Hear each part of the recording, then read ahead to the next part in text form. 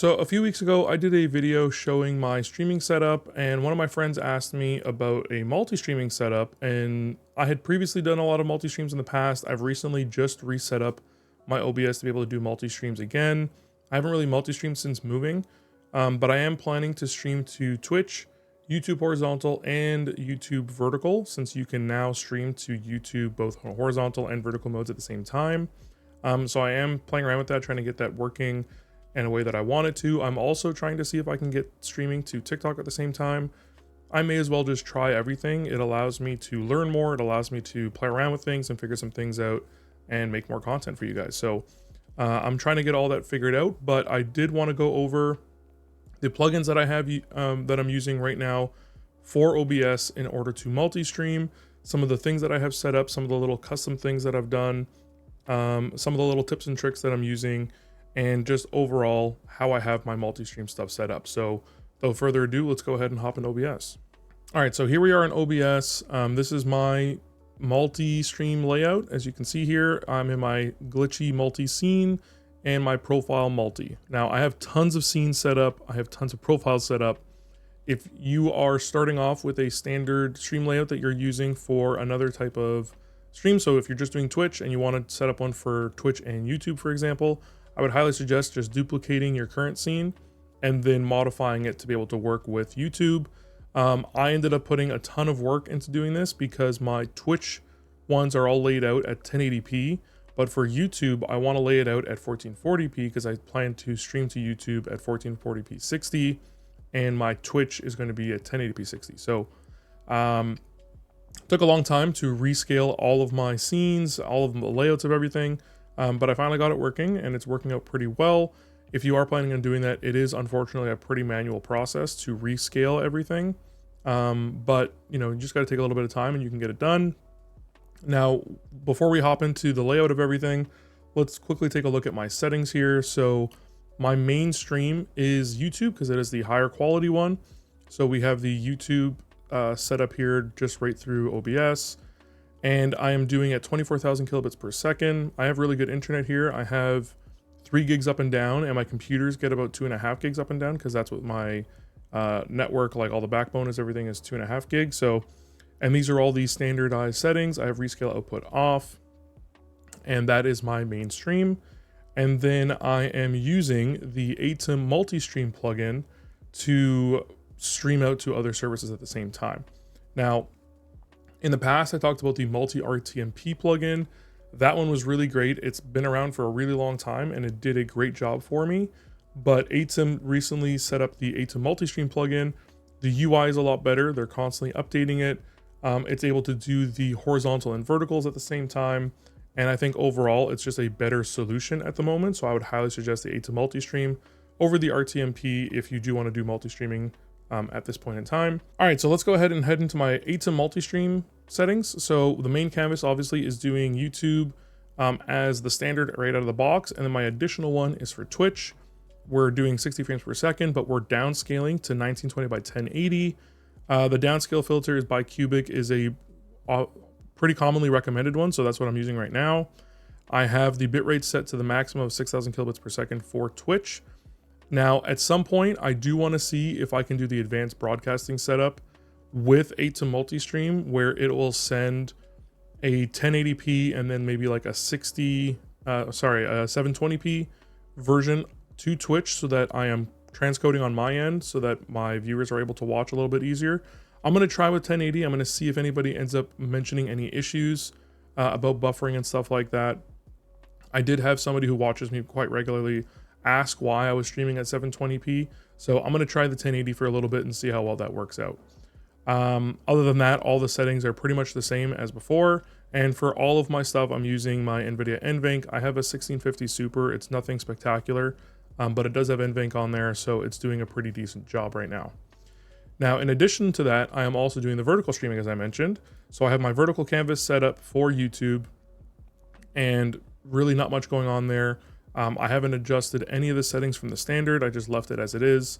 And we'll see how well it works in the future. In my test stream so far, everything's working out pretty well. Now, talking about vertical streaming, I have the ATEM vertical plugin as well. So another really great plugin from ATEM.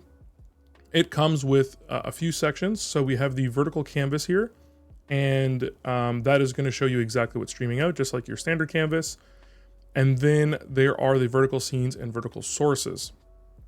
Now, with this, you can link your vertical scenes with standard scenes so that when you switch between your standard scenes, your vertical scenes switch too. So I've got a one for my main. So if I go ahead and switch to, I have everything open here for video editing. If I switch to my main, both of them are going to switch to my main version. And then if I switch back to just chatting, they're both going to switch back to just chatting. I haven't really figured out how I want to scale my starting, ending, and BRB stuff yet. I'm still trying to figure out how I want to lay all this stuff out. One of the biggest problems for me with vertical streaming is that I stream a wide variety of games and I switch it up quite a bit. And even mid-stream, I will end up switching games. And with vertical streaming, you end up losing a lot of content, especially when you're in the horizontal. You know, you lose everything that's on the sides of this, right?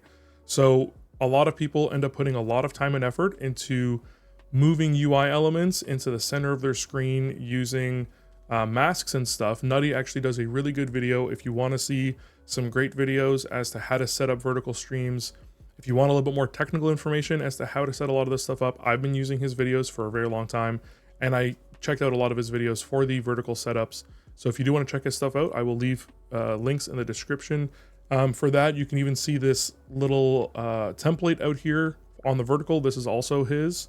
It just helps you try to figure out where to place things because of the way that the YouTube Shorts Live, for example, how it lays everything out, so you can kind of figure out where to place things, and then you just hide it when you actually go live so that it's not visible. But yeah, so trying to get all that kind of stuff figured out. I haven't really done too much with it, and I haven't done it on the actual main channel or on TikTok yet or anything like that. So I haven't gotten any feedback. So I'm going to wait to do that, get a little bit of feedback and figure out how it's working. But just kind of going over that, and it's nice that you can link the scenes. So all you got to do on the vertical scenes is just right click on them. You do link scenes and you can link it to a main scene, which is kind of nice. Now, in addition to that, you also get vertical scene transitions. So you can set a vertical scene transition between anything that you want. So you can do the same scene transition that you do on your standard ones. You can do a different one, all that kind of stuff. You do get a lot of control here, and it's really nice. As you can tell, I am using a lot of tabs on my docs here. I'm trying to keep as much information in OBS as possible. I like having OBS visible to me while I'm streaming, and I like trying to have everything in here so that I don't have to have multiple things open all the time. It makes a lot of stuff a lot easier.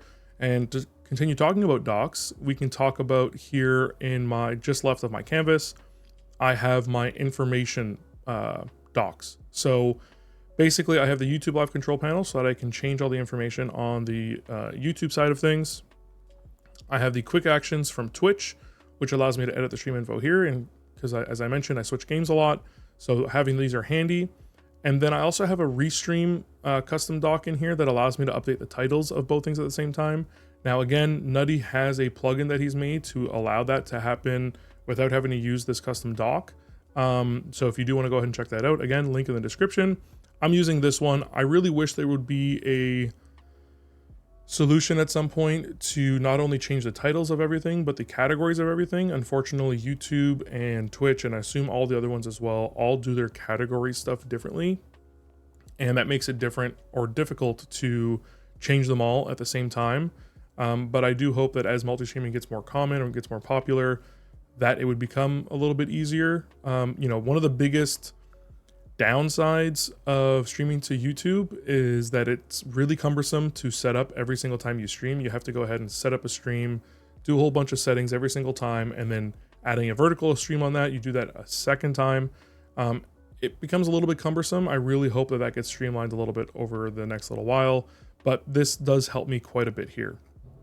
Now, I'm also using Caster Labs to combine all of my chats, all of my viewers, and all of my activity feeds together.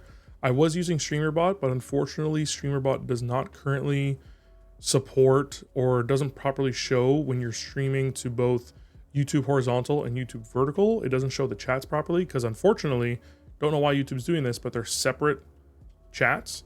It doesn't work like TikTok where the vertical stream and the horizontal stream are technically the same stream, and then when someone changes the orientation, it just changes which feed they're seeing. It'd be great if YouTube did that, but that's not how it's working. So Caster Labs is what I'm using right now. It's a really easy app to use. I will leave a link in the description for that. But I have the viewers, which will combine all the viewers. This is just the YouTube chat. And then I have the caster chat, which will combine all of the chats together. Now, another caster item that I have is the caster feed that combines all of my feeds together down here. And then I have some Twitch specific stuff like rewards and predictions that I can control down here as well. Now, I've done some really great videos on setting up YouTube streams, setting up multi-streaming a little bit, and especially setting up all the docs and using custom docs. So if you want to check out any of those videos, I will leave links in the description for that. I really do like customizing all my docs and kind of setting this stuff up. Having a really good layout on OBS can make a really big difference, and can just make a lot of things a lot easier. So I do like having that all set up. Now, one last thing to go over is just some of the stuff that I've done on my scenes, between going from just a singular output to multiple. The only real thing that I've really changed here is adding the additional alerts. So I have alerts set up for both platforms, YouTube and Twitch now. And then I've also changed on my just chatting, I've changed the chat browser source to now be the Caster Labs combined one. So it will combine all of the chats together into a singular feed, and it'll show me which platform people are speaking from. So other than that, that's the only real difference I've done here. Obviously, I had to resize everything, as I mentioned before, but that took a while. It wasn't super complicated. It just was very tedious to do. With all that said, I mean, there's not really much else that I can show you here. If there's anything that I've missed, anything that you'd like a little bit more information on, any settings you'd like to see the more information on, feel free to leave comments down below asking me any of these questions. If you have any feedback, again, comment section, or you can go ahead and jump into the Discord. A lot easier to chat back and forth there, send screenshots and stuff like that. But yeah, with all that said, really do hope you found this video helpful, and if not, I at least hope you found it interesting. If you did, I'd really appreciate it if you like, subscribe. If you have any questions, comments, or feedback, you can leave those down in the comment section below. I'd be happy to get them all as quickly as I can. Big thanks to my Patreon sponsors, and big thanks to you for watching to the end of this video. If you do want to see any of the other videos where I talk about stream setups, tips and tricks, some of the plugins that I'm using, OBS setups and stuff like that, you can go ahead and check out the playlist right up here. And as always, stay safe out there. I'll see you next time.